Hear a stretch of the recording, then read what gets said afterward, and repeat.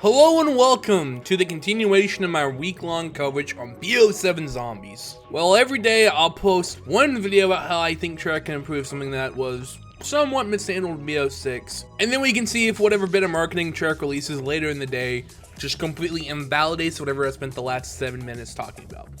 And today, we're going to be experimenting with the point system, and how to fix the point system, which is probably the most contentious debate in the community that we've had since Cold War's release.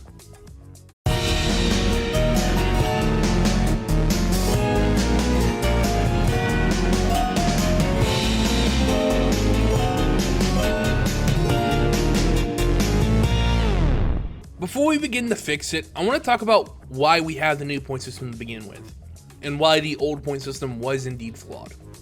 For those who don't know, back in 2022, Kevin Drew, the current design director at Treyarch, was asked why the point system was changed in Cold War to begin with, and he said, "There's a few reasons, but the main one for me was my brother wanting to play my level in BO3.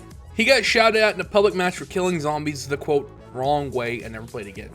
He was just trying to kill zombies fast, and the system was punching them for it. And considering the map was Zesiba no Oshima, that's completely fair on both sides, because, you know, them doors were expensive. But the mode is called Zombies, and the goal of the mode is for you to kill zombies as fast as possible, but the way the points in the older games would work, it would literally penalize you for using powerful weapons and killing zombies quickly. You were practically incentivized to play the game as slow as possible and use the worst guns just to be efficient. However, I feel like the way they went about correcting the point system is just as flawed. See, now instead of getting points for damaging zombies, you only get points for killing them. In BO6, you get 90 points for a standard kill, 105 for a melee, and 115 for a headshot. Which is already kind of stupid to me, now that melees give less points than a headshot when they're riskier to do, but that's besides the point. All strategy regarding points and killing zombies is gone, and now we're almost in the complete opposite dilemma, where in the past, powerful weapons were penalized for being used. Now, lower damaging guns like SMGs and pistols have absolutely no purpose in the game's meta beyond, hey, I just think that specific gun is fun to use, like the PPSH. And I've been trying to rack my brain for a best of both worlds situation, and I think I finally figured it out. So first off, we would go back to the original point system as a base, okay? If you shoot a zombie, you get 10 points. When it dies, you get 60, headshots will be 115, and melees go back to being 130, okay? Good. But how does that address the issue of powerful weapons being unbalanced? And luckily for us, World War II actually had a partial solution to this great mystery that evaded us. For those of you who didn't really play World War II Zombies, which I assume is probably a lot of you, which is really sad because that game was really good and you should give it another shot. If you use a shotgun, every pellet that hit a zombie would also give you 10 points, making them an actual viable weapon to use on lower rounds and not making them completely useless in this fucking economy. Thanks, Biden. What a dumb joke to make there. Now, the only issue for us to solve is snipers and explosives. How do we make them useful? Well, for snipers, I think it's easy. A penetration bonus. The more you penetrate, the more you earn. My window's open. My neighbors probably think I'm fucking insane. So basically, what I'm saying is you get a bonus for each zombie that your bullet hits while using snipers. If a bullet goes through 3 zombies, instead of just getting the base 60 points for each zombie kill, assuming it wasn't a headshot, you get 60 points for the kill, then 30 points for the penetration, giving you a total of 90 points per kill.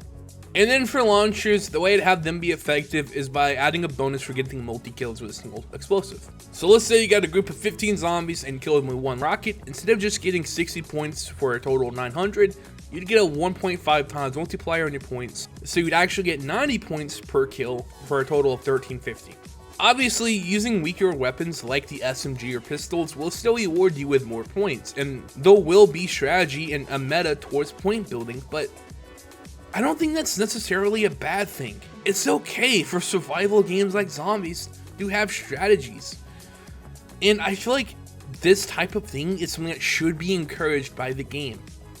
The main issue with the old system was just how faster killing guns were completely penalized and decentivized.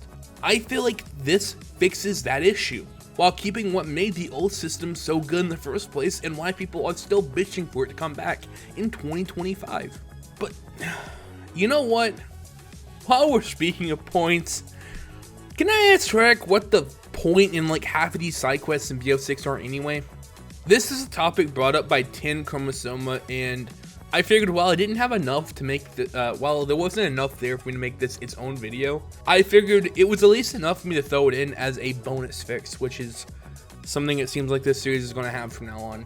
One thing Treyarch said they wanted to fix going into BO6 was the difficulty in the main quest and the amount of side quests on each map. And honestly, they've been kind of all over the place on fixing that in BO6. In regards to the main quests, while I don't think BO6 is any necessarily bad steps, especially when compared to other games, we don't really have that many Easter egg steps in BO6 to really begin with.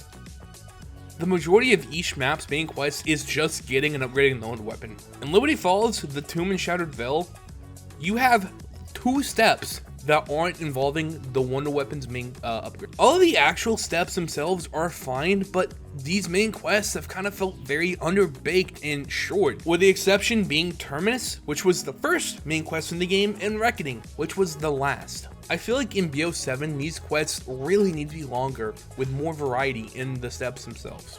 Then, moving on to side quests, while we have had quite a few side quests in each map, most of them end up being pointless and something that you might do once and never again. I mean, look at Citadel for example.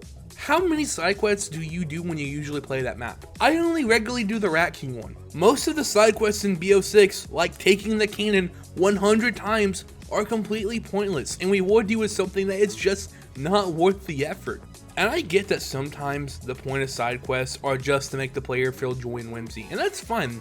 But that shouldn't be the majority of the side quests in the game. And if the main point is gonna be joy and whimsy, it shouldn't take 30 minutes and 50,000 points to set up. And that's all I really have to say. Please, for Black Ops 7 Treyarch, keep up the amount of side quests, but improve the rewards a bit. Make sure they're actually worth doing the side quests. Just like you did with Reckoning, actually. And it's really funny how almost everything about that map is great except for the writing. Anyway, thank you everyone for watching. I did not send this today. I decided, you know what, maybe I should let this cook for a little bit before I decide to announce I'm my godhood, just to see, you know, make sure I'm not jumping ahead of myself. If you enjoyed the video, leave a like, subscribe if you're new. I've been Nicole Cringe, my bitches, my bros, my non-binary host. I'll see you guys tomorrow, where we fix the Dark Ether itself. Move to the spot, I'm one of a few, a whole lot of everything but nothing.